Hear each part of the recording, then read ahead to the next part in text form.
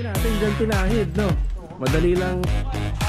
Oo nga. Pero sana. So yung ramp up, yan nilagay na po natin yan dyan para makita ni client owner. Kasi hinihingi ko nga pala kay client yung may towel holder, may wall mirror. Hugasan na lang po yan, paliliguan na lang po yan. Turnover po ng mga unit dito sa low PC po, yung ating bar counter. Naisama po yung pin. So may pin po yan. Napakagad na naman kung baka niya. Ganda nga. Kaya mas matutuwa nga siya dyan na ganyan. Ni Kuya Tindo itong sideways. Yan ay ang epoxy primer at saka roof guard. Hindi pa po natin tinatanong si client kasi.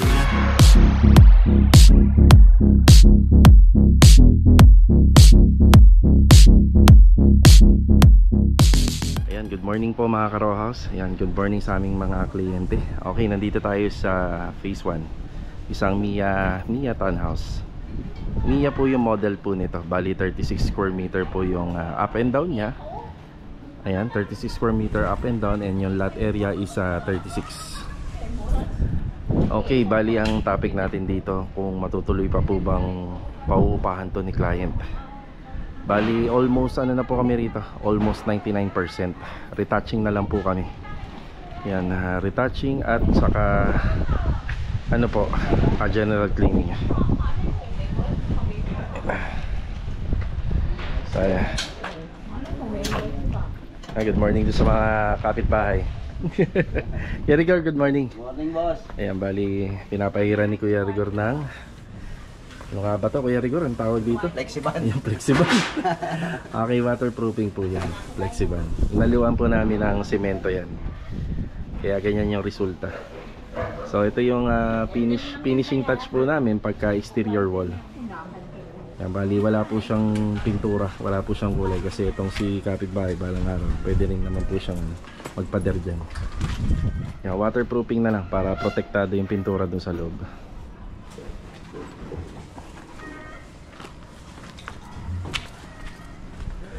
Kaya may nakita akong vandalism dito. Gawa ba ng bata yan? Ayan o. Yun o, TBS nakalagay o. TBS. Buti na lang dito yung ano nilagay. Oh, TBS oh. Kaya nga, hindi, may naiwan siguro mga basyo dyan. Swerte natin dyan pinahid, no? Madali lang linisin yan. Kung pinahid doon sa pader, patay. Oh! May ano dito? May vandalism dito. Oo nga. Pero sana naman, buti dyan yan pinahid. Madaling linisin yan. Hindi ko napansin yan. Ayan, bali finishing.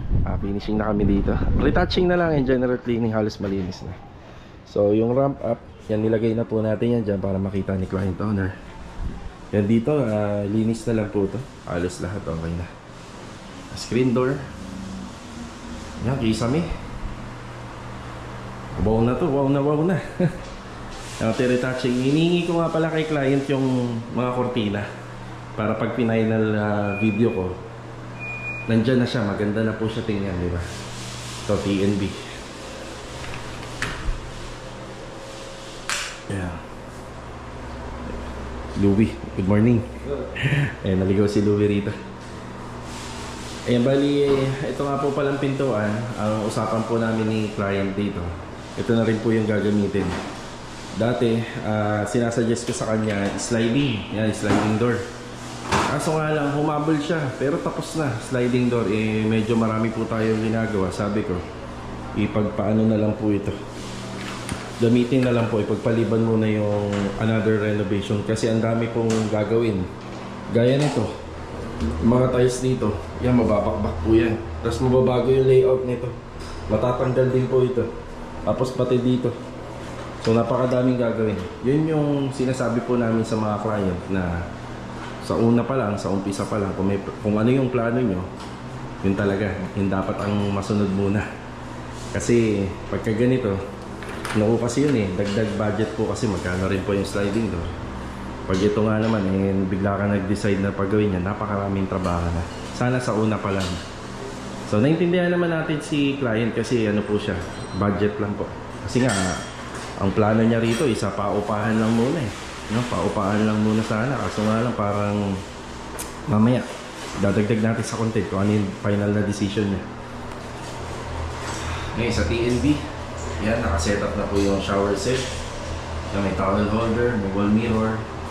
Yan, may basin corner. Ayan, basin corner lavatory. Tapos bagong water closet. Yan, may bidet pa. So, ang ganda. So, dito sa retouching, yan, uhugasan na lang po yan. Paliliguan na lang po yan. Then, pwede na pong i-turn over. Yun nga lang disadvantage nito kasi yung turnover po ng mga unit dito sa Lumina, ang mga pintuan po palabas pagdating po sa TNB or sa CR. Yan palabas. Hindi naman po kasi na pwedeng ipaloob to dahil tatama po dun sa water closet. Tapos dito naman, yan naka WPC po yung ating bar counter. May pailaw siya. Ito nga po pala kung bakit ganito to, nakikita niyo sa video. Hindi po naisama po yung pin. So may pin po yan para nakapasok. O babalikan ko na lang po yung pinagbilhan ni rito, ni Carol para mailagay po. Yan. Linis na lang to. Halos yun, linis. Lilinisin na lang. Halikabok pa. Halos tapos na. Tapos nakakabit na rin itong ating kitchen aluminum cabinet. Pati yung ratio niya. Ayan, nakakabit na rin. Wala nga lang po siya mga pull-out basket. So hindi na pinasama ni client. Yan, linis na lang. Halos ang maganda na. Tapos dito naman po sa kanyang laundry area. Yan, lalagay na lang po yung rito. Yung drain. Tapos maglalagay na lang po ng water connectivity para dun sa automatic washing machine. May abang na po ng saksakan yung switch. Yan, dyan na rin. Yan, tapos yung mga curtain rods, yan, nandito na. Yan, may storage pa yan dito. Tapos naka-tiles. Ito tiles po yung ginamit namin dito. Ayan, yung tiles po ito. Ganda na rin. Tile grout na lang po yan, tapos na. Pakalinis na. Ayan. Yung alin pa, kuya? Mga retouching. Oo nga, may mga retouching nga. Halos pa turnover na nga rin retouching na lang at saka general cleaning. Ikaw kuya, hulaan mo, papaupahan pa ba ni client to o hindi? Hindi na siguro sir, napakaganda naman, papaupahan niya lang. Oo nga, Yung sana, kung may papaupahan niya, yung makakuha mo ang upa rito, ayos. Maayos no? Oo. Hindi nagkakalat. Hindi yung bahay niya. Oo. Ayan. Ito. Sir, hindi tinawa kayo talagang initin ko na po yung siding na ito. Oo. Sabi niya puti na lang. Pero maganda nga Kasi lumabas yung mga lagpas-lagpas pag kakatingan pa. Oo. Dito sa siding, di ba sabi? Mas ano nga yan, mas matutuwa nga siya dyan na ganyan. Okay lang sir. Ayos nga. Nakailaman ko sir, kasi Oo. Sige, maganda naman yung kinalabasan. Yan, bali, yung plano po kasi dito, ako naman po yung magde-decide daw, sabi ni ma'am kung ano yung maganda. So yung tinutukoy ni Kuya Dindo itong sidings, yan ayos naman. Yan, ang pin light, PVC panel, handrail, yan meron. Kortina na lang po talaga ang kulang nito, kortina. Okay, kortina, tatawin na yan. Kortina, gaganda bigla na. Ang ganda, maayos to. Oo. Yan, retouching na lang po rito.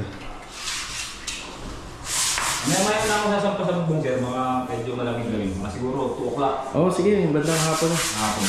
Okay, yung tinutukoy ni Kuya Dindo is yung sa repair and maintenance, yung maintenance dun sa taas. Mag-apply siya dun ng epoxy primer at saka roof guard. Yan, dito naman, bago naman po lahat ng bubong natin dito. Ayan, ayos naman yan. Lahat yan bago. Ayan. Ayos na ayos.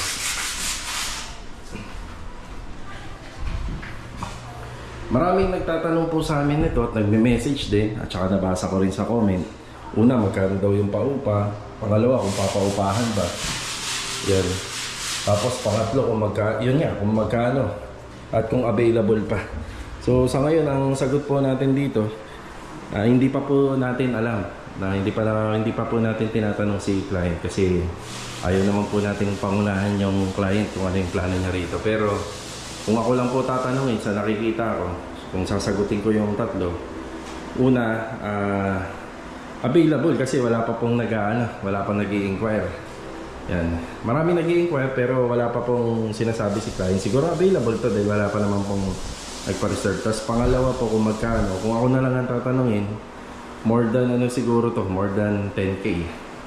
Yan, kung ako yung tatanungin. Ang hula ko nga lang dito noon, nasa 7 to 8,000 lang ang paupa. Tapos yung ano, ito hindi pa nga po siya tapos. Pero ilang araw na lang po kami rito, halos okay na. So, hindi natin alam kung matutuloy na magiging paupahan po to. Kompleto na to eh. Yan oh. Lalagay na lang ng gamit, sopa, lamesa. Yan, bahay na po ito. Yan oh. May rampahan pa. Ito, rampahan. Pinasadya po ng client sa amin. Pero sinabi ko naman na mahirap magpasok ng motor dito. Dahil medyo mataas. Pero ginawa pa rin namin. Yung bubong po nga pala sa second floor, yung tinutukoy namin ni Kuya Dindo. Yan, nakakit po siya dyan sa second floor. Yan, kasi ilang taon na rin po yan na wala naman po nagme-maintenance yan. Ang bubong, wala naman pong... Alin po Kuya? Okay na, nandito sa akin. Yan. Yan, wala naman po nagme-maintenance yan simula nung turnover. Siguro 9 years na, kaya kailangan po namin galawin yun. Mag-apply kami ng epoxy primer doon. At saka mag-apply kami ng Boysen roof guard. Yan, sinabihan ko naman si client, simula nang ite-turnover namin to, dapat taon-taon na 3 magkakasunod na taon ay ipapa-maintenance yung bubong para lalong tumibay. Ayan, sa ngayong umaga, yan lang po muna yung mga nagagawa po nila rito. Pati ito ay naka ano po, flexiban. So ganyan po yung finish namin sa outside wall. Hindi po namin to pinipinturahan ng top coat para hindi na magastos, kasi pag pininturahan pa natin to, gagastos lang. Tapos pag maglalagay ng pader yung may-ari, so matatakpan lang. Mas maigi na yung ano, flexiban para dagdag protection, diba? Ayan, babalik tayo rito mamayang hapon. Okay, 3:34 na po ng hapon. Ayan, sabi natin na babalik po tayo rito ngayon. Okay, bigyan ko kayo ng idea. Bali, dito nga po pala sa bodega namin, so may bodega po kami, merong pinadalang mga gamit si client. Ayan, meron siyang mga pinadalang na gamit, kagaya ng kama, aparador, may upuan din. Personal na gamit niya po yun. Kaya sa nakikita ko, so hindi pa naman kami nakapag-usap, nakikita ko dahil personal na gamit yun, malamang dito dalhin yun pag natapos namin. So ibig sabihin baka hindi niya na ito paupahan. Kaya dun sa mga nakapanood po ng aming video, mukhang hindi na to pauupahan. Pero kung sakali naman pong pauupahan niya, isa po ako sa mga magpo-promote para mapadali po yung pagkuha ni ma'am ng client. Pero syempre, mamimili si ma'am ng uupa dito. Eh syempre ginastosan niya po to. So ayun, yun po ang ano ko. Yun po yung ano ko, yung alam ko na baka hindi na to paupahan. Teka, paunahin nga muna natin to si ate. Ayan, yan. Okay. Ayun. Ayun. So, sa akin lang po yun. So, idea ko lang. Pero hindi pa ako sure kung paupahan niya talaga to. Hindi. Pero may mga gamit na ho kasi doon. Malamang, pag nilagyan niya ng mga personal na gamit to, baka hindi niya na nga paupahan. Diba? Kasi ang alam ko sa mga nagpapaupa, wala naman pong gamit. Ay, si Kuya Dindo. Siya na lang po yun dito. Ang ginagawa ni Kuya Dindo dito ay waterproofing.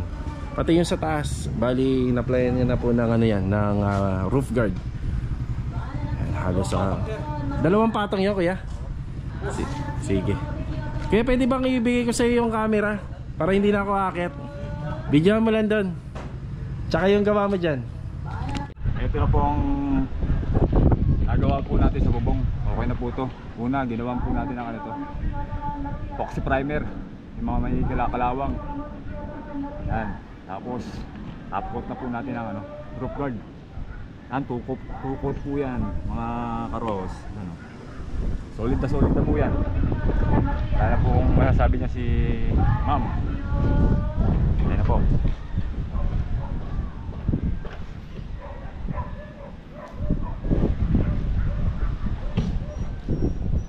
Okay na, sir. Ito rin Kuya, pagbaba mo po.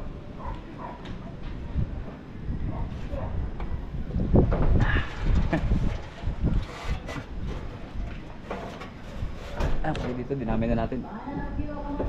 Kasi medyo nadumihan itong parpin to. Ayan. So, flashing natin. Okay na. Ayan mga karos, bali pinasuyo ko na lang kay Kuya Dindo. Bali yung mga ginawa niya po doon, yan napaliwanag niya na. Pero ang pinagawa ko po ron, lagi naman nag-a-apply muna tayo ng primer. So epoxy primer dun sa bubong. Tapos ito, dinamay niya na yun dito para pagka tiningnan ng may-ari po, galing po doon sa second floor, malinis po namin may turnover. Okay mga karos, pahintay na nga lang po pala yung final video natin ito.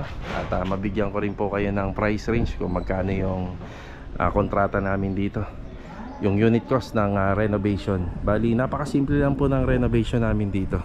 Sabi nga daw ni client, pang paupahan lang, pero higit pa doon yung ginawa po natin.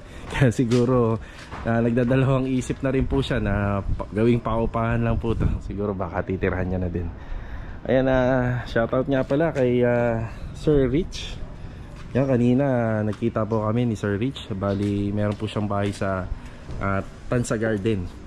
Ayan, shoutout sa kanya. Bali sana magkita kami sa linggo. Kung hindi man siya pwede sa linggo, at sa susunod na linggo sana pwede. Yan, for ocular visit. Yan, hanggang dito na lang po mga karos yung video natin. Yan, tatapusin ko na. Nakita-kita na lang po ulit tayo for the next video. Yan, pull out na natin. Sige sige, kunin ko yung owner kuya, para makuha din niya. Makuha lahat. Sige. So paalam po muna. Yan. Tara.